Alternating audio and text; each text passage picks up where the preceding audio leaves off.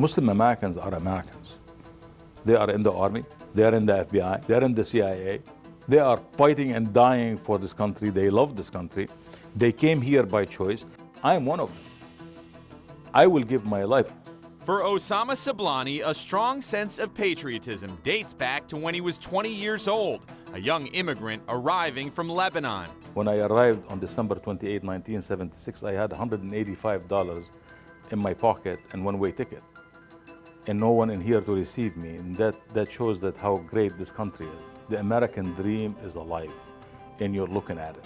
Sablani is founder of the Arab American News, based in Dearborn, now the oldest and largest publication of its kind in America, a newspaper known for exposing the truth, standing up to stereotypes, and fighting racism and bigotry in all its forms. She was going shopping, and two men approached her and told her to take off her scarf. This is America. She was terrified. This Muslim American woman asks us not to reveal her identity as she talks about someone recently confronting her sister at a Dearborn grocery store. But even beyond Dearborn, one spit in my face. Vicious attacks have stirred outrage. Sablani, a Muslim American, says he's witnessed his community at its worst in the wake of the most horrific terrorism in our nation's history. When the two towers came down, we were target at that time. And even at the polls, people were saying to us, not today, we're not going to vote for an Arab today. And he's personally faced danger because of his own background. 9/11 happens, and hours later, you become the target of an attack. My name is Osama. People wrongly associate me with Osama bin Laden. 3 people in a car approached me asking me if I was a patriotic. They found knives with them. They arrested them, they took them, and they put them in jail. Sadly, tensions fueled by prejudice have arrived on Dearborn's doorstep many times. Self-proclaimed Pastor Terry Jones has advocated globally for burning the Holy Quran, and his demonstrations have led to outright clashes with protesters. I spent 30 years in Europe as a missionary. I saw the growth of radical Islam there. Get out of here! Guys! Hey! We are not the type of people that we feel we should back down. We should not be intimidated. But in the midst of all this, a growing number of Muslim Americans continue to take a stand.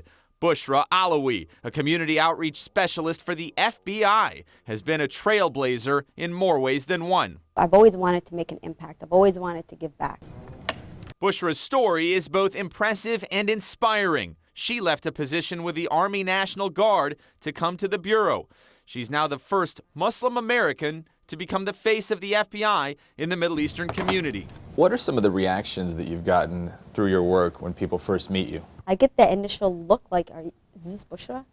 Because of my visibly Muslim attire. Well, the statistics show that 62% of Americans have never met a Muslim in person. But any surprise over her background quickly gives way to an immediate realization.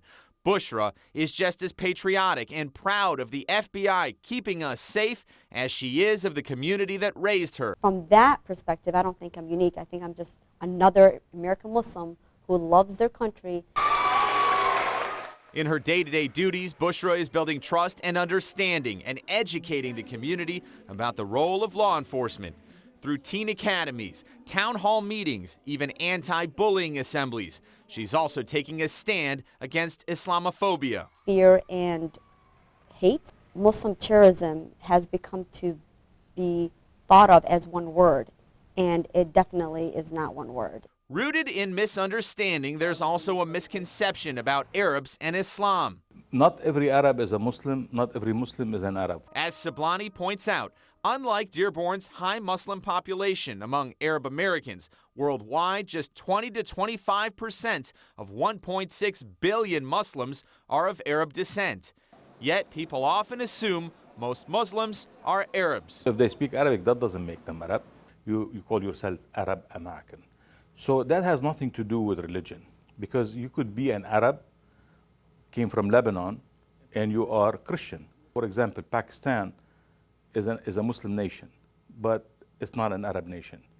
So if you are from Asia, from Pakistan or India or Bangladesh or Afghanistan, you're not an Arab.